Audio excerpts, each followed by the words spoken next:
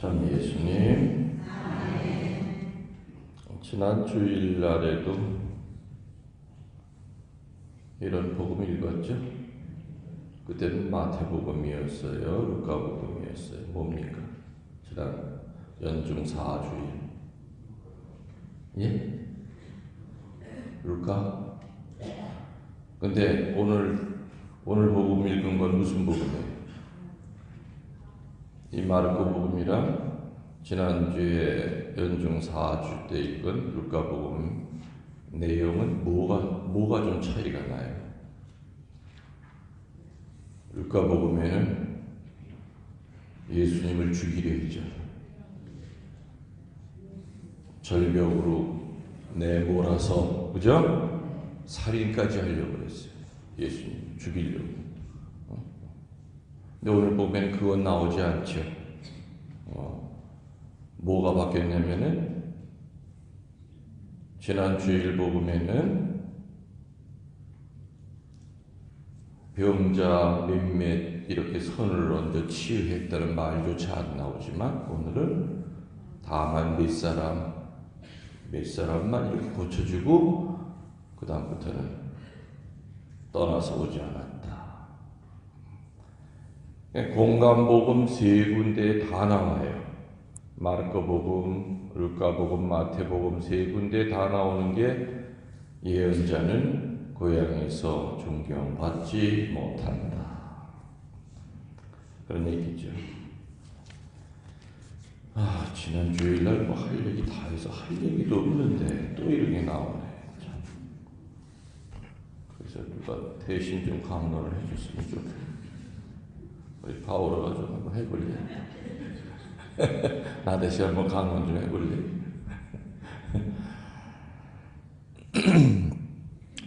예수님은 나자렛에 오셨을 때 아주 엄한 시험을 받으셨어요. 누구에게나 자기의 일을 소년 시대 때부터 알고 있는 것만큼 용서가 없는 곳은 없어요.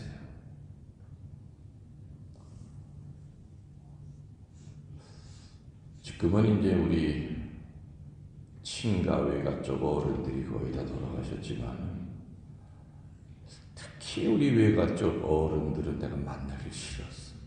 왜? 맨날 장가가래 나고. 신부 되고 나서 10년 되니까 10년 될 때까지 기다렸대요. 이제 할 만큼 했으니까 그거 내려놓고 지금 이쁜 규수 하나가 나왔으니까 장가를 가네. 아유, 그때는 가고 싶은 마음도 있더라고. 3시간 너무 이뻐. 그 집에 가기가 싫어. 특히 외가 쪽 그건 이게 참 안 다녔던 것 같아요. 그리고 또 그 중에 또 어른들은 뭐 집안일이 있을 때 술을 또 거나하게 드시는 거 시비를 거셔요. 사내 자식이 태어나서 자식을 낳고 살아야지. 뭐 고자도 아닌 게 이게 무한 신앙. 신앙이 없으니까 모르죠. 술 드시면 이제 막 속에 얘기를 막 하시니까 그 앞에서 뭐라고 그래요. 큰 어른들만.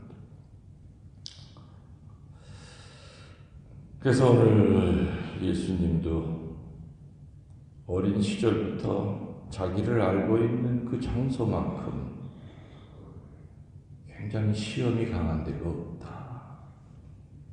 충분히 이해가 가죠. 근데 오늘 예수님은 동네 사람으로 온 게 아니고 조카로서 온 게 아니고 누구로 왔어요? 랍비로서 오셨어요. 누구로 왔다고요? 랍비로서 오셨던 거예요. 랍비가 바로 선생님이죠. 선생님으로 오셨던 거예요. 그래서 예수님은 회당에 들어가서 가르치셨어요. 초대받으신 거죠. 예수님이 나 오늘 거기서 좀 강론하고 싶습니다. 이런다고 될 게 아니에요. 벌써 요때는 말이에요. 예수님의 소문이 이렇게 동네까지 퍼졌어. 근데 누구 아들이고 누구 뭐 아버지가 누구 그 얘기는 말고, 아이고 아주 요즘 젊은 사람 하나가 나타나는데, 아이고 특별한 사람이 하나 나타났대. 뭐 말만 하면 병이 나고, 명령하면은 마귀가 떨어지고,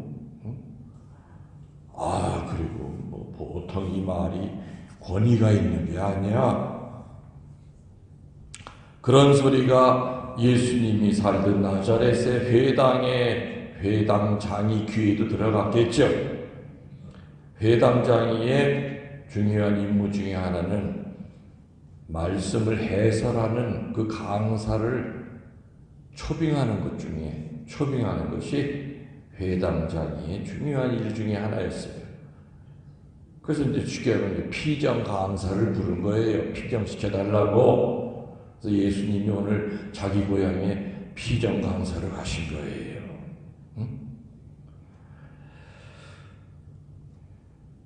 예수님이 가르치십니다. 지난 주일 복음에는 놀라운 은혜의 말씀이라고 이렇게 나와요. 처음에 다 그렇게 들렸죠. 오늘 복음에도 놀라움을 줬어요. 처음에는 정말 못 들어보던 얘기다 이렇게 하다가 지난 주일날 강론 때 얘기한 거 기억하세요? 그냥 강론에 그 피정에 빠져 있다가 갑자기 중간에서 한 사람이 뭐라고 한마디를 찌꺼렸어. 그 소리 때문에 순식간에 어둠이 퍼져나갔다고 그랬죠. 그 한마디가 뭐였어요? 저거 요셉의 아들 아니야? 저거 목수하던 요셉의 자식 아니야? 이 한마디에 경탄과 은혜스러웠던 사람들이 갑자기 그 귀에 그게 들린단 말이에요. 어떤 때는 은혜로운 말보다 마귀가 짓거리는 말이 훨씬 더 귀에 잘 들어올 때가 있죠. 그런 말이 더 귀에 쏙 들어올 때가 있어. 그 얘기를 듣고 난 다음부터는 사람들이 웅성웅성대면서 예수님이 얘기하시는 이 귀에 안 들어와. 맞아 저거 우리 집에 와서 닭장고 치던 사람인데, 우리 집 밥상고 치던 사람인데, 맞아 저 사람 애비도 목수고, 그러네 자세히 보니까 맞네. 나중에는 이게 뭔 소리? 어디서 나는 거지? 이거 어디서 나오는 거지?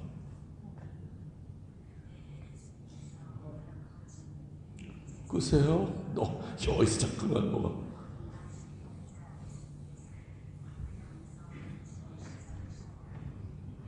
뭘 잘못 건드셨구나.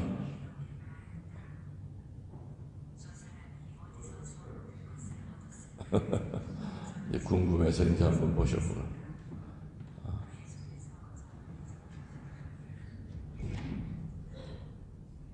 뭔 얘기 잘 나가다가 나고 끊어졌다. 예수님이 강론하시다가 고향에서 갑자기 잡음이 하나 들려가지고부터 예수님 안 쳐다보듯이 어쩌면 그렇게 똑같네요. 뭐 상황이 비슷해요 아주. 그러니까 이게 은혜롭게 듣다가 갑자기 이렇게 뭐가 그냥 웅성웅성해지면서 막 복잡해진 거죠. 나중에는 끌어다가 산 위에 있는 마을에 있던 회당이 있었기 때문에 절벽으로 떨어뜨리려고까지 합니까? 하지 않습니까? 아무튼 오늘도 뭐 지난 주일이랑 똑같은 분위기였겠죠. 잠시 후에 예수님의 그 놀라운 가르침은 일종의 경멸로 받아들여집니다. 그래서 그들은 예수님에 대해서 분개합니다. 예수와 같은 저런 배경을 가진 사람이 감히 우리들에게 훈계를 하고 우리들에게 가르침을 전한다는 것이 너무너무 자존심이 상했어요. 오늘 예수님을 거부했던 이유는 두 가지예요. 복음 그대로 해설한 첫 번째, 이 사람이 목수 아니야 그랬죠? 지난주 루카복음에는 저 요셉의 아들 아니야 그랬지만 오늘 복음에는 저 사람이 목수가 아니야 그렇게 나와요. 아버지를 부른 게 아니야. 그 당사자 저 사람이 저 목수 아니야. 그리고 또 두 번째로는 또 이 사람은 마리아의 아들 아니야 그랬어요. 그 두 가지가 예수님을 못 받아들였던 이유예요. 첫 번째가 이 사람은 목수가 아니야. 목수란 말 그대로 나무 가지고 일하는 사람을 말하죠. 닭장부터 그리고 가옥까지 건축해주는 사람입니다. 나자렛 사람들이 예수님을 경멸했던 점은 예수님이 노동자였기 때문에 경멸한 거예요. 노동하는 사람이었기 때문에. 말의 내용보다도 그가 누구였는가 하는 것 그것 때문에 경멸했죠. 내가 지난 주일날 한 가지 가르쳐드렸죠. 한국의 첫 번째 서양 의사가 누구냐고 내가 물었어요. 한국의 첫 번째 서양 의사, 서양 의학을 공부한 사람이 누구예요? 얘기했잖아요. 외기도 쉬워. 이름도 박서양이야. 박서양. 근데 그 박서양이 아버지가 직업이 뭐였다고요? 소돼지 때려 죽이는 백정이었어요. 처음에는 환자들이 한국 사람이지만 양의학을 공부한 첫 번째 사람이었고 제중원이라고 하는 한국의 첫 번째 병원을 만든 사람이니까 독립자금도 되는 사람이니까 얼마나 존경하고 그 병원에 많이 몰려갔는데 소문이 나기 시작했어요. 누가 뒷조사한 거예요. 뒷조사했더니 세상에 저 의사 아버지가 백정이었대. 백정의 자식이래 저게. 그 다음부터는 존경과 또 의사에 대한 그 신뢰는 다 깨져버렸어요. 그 다음부터는 환자들이 안 갔다 이거예요. 안 갔다 이거죠. 옛날 조선시대 때 백정은 사람 취급을 안 했대요. 제일 밑에 바닥. 거기서 세상에 서양 의학을 공부한 사람이 한국의 첫 번째 의사로 나왔으니까 처음에는 신기해했다가 나중에는 백정의 자식이라는 거 알고 오늘 복음처럼 아버지가 목수고 자도 목수야. 존경과 그 경탄의 마음을 순식간에 저거에 우리를 모멸하고 있구나. 감히 우리가 누군데 저 사람한테 저런 얘기를 들어야 되느냐. 물론 그 사람이 어느 부모 밑에서 살았고 가문도 중요해요. 보면은 그런 것이 인격에 영향을 주긴 줘요. 그래서 저는 사제직을 하면서 쎄깐 잡이 있다고 그랬죠. 뭐라고 그랬어요? 중신하는 거. 내가 1년에 한 2-3건은 내가 중신을 하거든. 근데 굉장히 잘 봐야 돼. 이 선남 선녀만 뭐 얘네들끼리 뭐 잘 맞겠다 이렇게만 하면 안 돼. 이 학력도 너무 차이 나면 힘들어요. 여자가 학력이 삐까 번쩍한 스펙을 갖고 있고 남자는 떨어져. 아무리 남자가 얼굴이 멋있고 뭐 그냥 돈이 있고 그러더라도 이것도 문제가 되더라고요. 그리고 이 둘만 결혼하는, 둘만 합쳐지는 게 아니죠. 둘이 올 때는 뒤에 끈들이 수십 개가 같이 따라와. 그 끈들이 서로 옮기기 시작해봐요. 니네 집안 어떨까? 에이구, 역시 출신이 저래서 내 저럴 줄 알고 내가 반대해서 오만 얘기가 다 나오는 거예요. 그래서 하여튼 이런 것들도 어느 정도 좀 비슷하게 맞아야 집안이 평화로워. 이게 뭔가 좀 시소처럼 너무 한쪽으로 이렇게 내려가고 한쪽이 너무 올라가고 그러면은 불편하더라고요. 그래서 중신하려면 머리가 복잡해. 다 확인해야 되고. 그러니까 양쪽 집안을 내가 확실히 알면 그 다음부터는 내가 이제 중신이 들어가요. 응? 중신이 들어가요.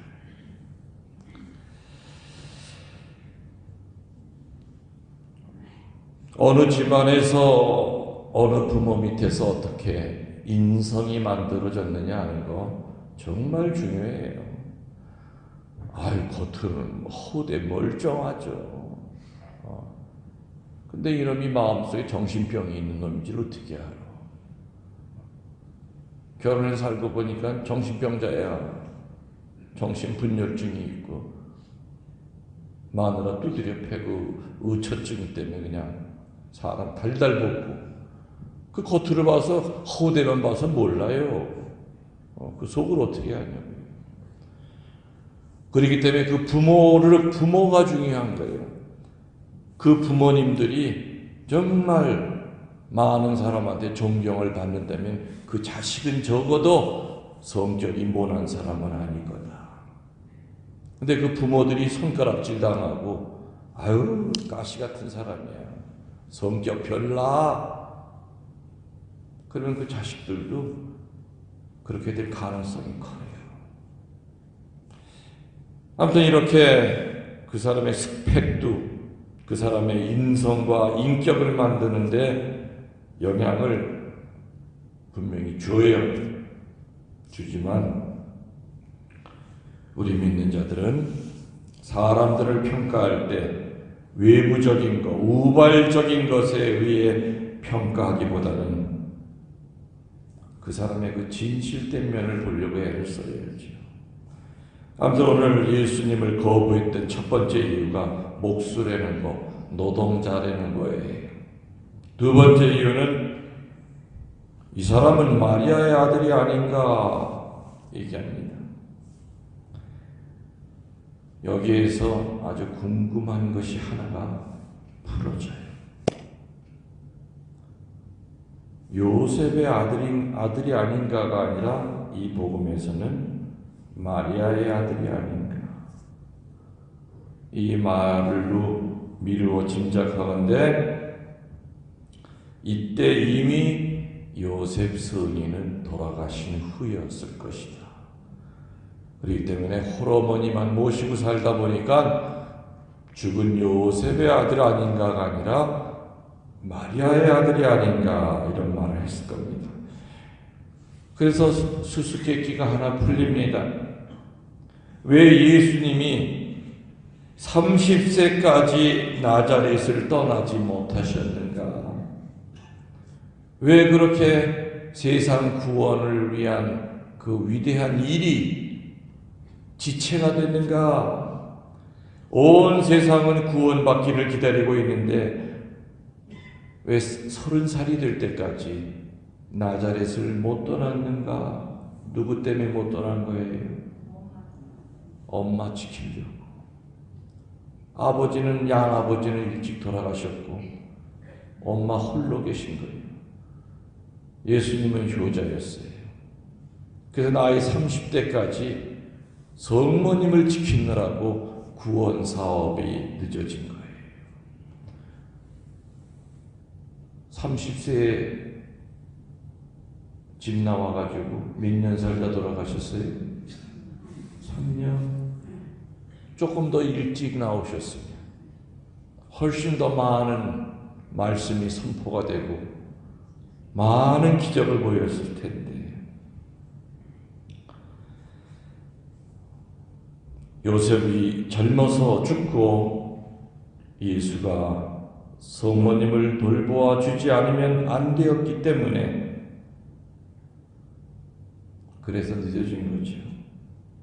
그래서 그러한 사실을 알고 있던 동네 사람들은 마리아의 아들이 아니야 라는 말 뜻은 뭐냐? 저거 과부의 아들 아니야 그 뜻이. 과부를 아주 무시하는 얘기예요. 성경에는 예수님이 특별히 과부를 긍휼히 여기는 얘기들이 많죠. 왜? 당신 엄마가 과부였기 때문에. 저 마리아의 아들 아니야 이 말뜻 밑에는 저거 과부의 아들 아니야. 과부의 아들 가운데 뭐 제대로 된 게 나올 게 있겠어. 아주 깐이 보는 거예요. 과부 자신도 깐이 보고 과부 자식도 아주 우습게 여기는 거죠. 본인이 병 낫기를 거부한다면 누구도 고쳐줄 수 없습니다. 아무리 훌륭한 명의도 환자 자신이 진료를 거부하면 어떻게 고치겠는가? 나자렛 사람들은 중병을 앓고 있었지만 스스로 병자인 줄 모르고 있었죠. 명의가 왔는데도 무시했고 죽이려고까지 합니다. 환자가 살려 하지 않을 때는 도와줄 수 있는 의사는 이 세상에 없습니다. 그리고 예수님은 갑자기 돌변한 분위기 속에서는 설교를 계속하실 수가 없었어요.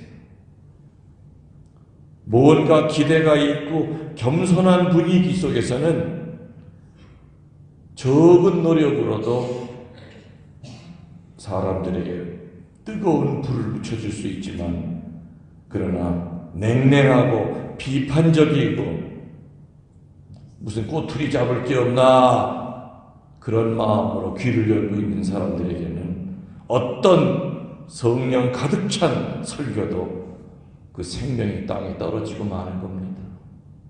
또 예수님도 회당에서 설교하다가 중단해 버렸잖아요. 하도 난리 법석을 떠니까, 하도 시끄러우니까. 나쁜 분위기에서는 절대로 평화를 만들 수가 없습니다. 사람이 서로 미워하면, 그들은 서로 이해하기를 거부하면, 그들은 서로 오해하게 됩니다. 사람들이 미워하면 서로 이해하기를 거부하면, 그들은 서로 증오합니다. 우리는 예수님에게 문을 활짝 열어드릴 수도 있고 예수님의 면전에서 문을 확 닫아 잠가버릴 수도 있습니다. 여러분 집에 십자가가 걸려 있다고 예수님이 현존하시는 건 아닐 겁니다. 여러분들이 정말 마음으로 여러분 집에 계신 예수님을 얼마나 따뜻하게 그리고 십자가 앞에 무릎 꿇고 주님 한 말씀만 하소서 저 겸손되이 듣겠습니다. 다다건 마음에 예수님의 말씀 들으려고 하지 않는 그런 사람에게 무슨 예수님이 아무리 은혜로운 말을 해도 알아들을 수 있겠습니까? 여러분 집에 계신 예수님을 끌어내다가 밖에다 던지고 문을 잠가버릴 수도 있다는 겁니다. 그래서 결론으로 오늘 예수님은 나자렛을 영원히 떠나 다른 지방으로 가십니다.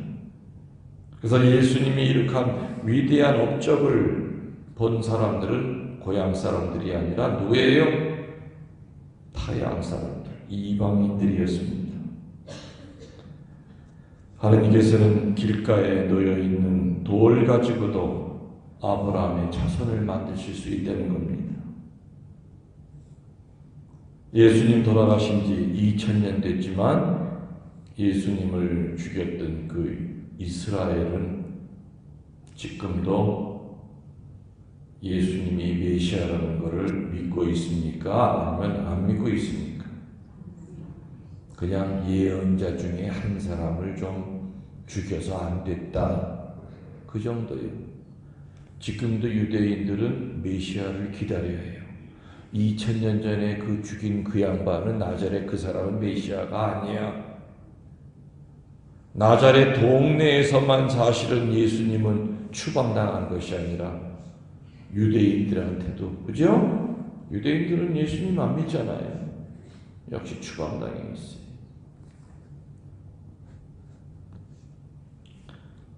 바오 사도의 말씀, 지난 주일에도 끝으로 얘기했지만 다시 한번 얘기 드리면 바오 사도는 이렇게 얘기합니다.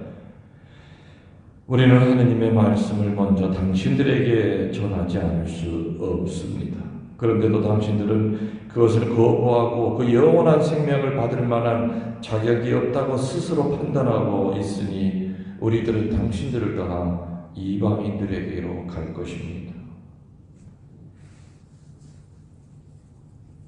여러분 집에 계신 예수님 쫓아내지 마시고, 여러분 집 문 앞에 서 계신 예수님 들어오실 수 없게끔 닫아버리지 마시고 늘 예수님이랑 눈을 마주치시면서, 그리고 십자가 앞에 설 때마다 여러분이 필요한 것만 먼저 달라고 하지 말고 먼저 들으려고 애쓰시기 바랍니다. 아멘.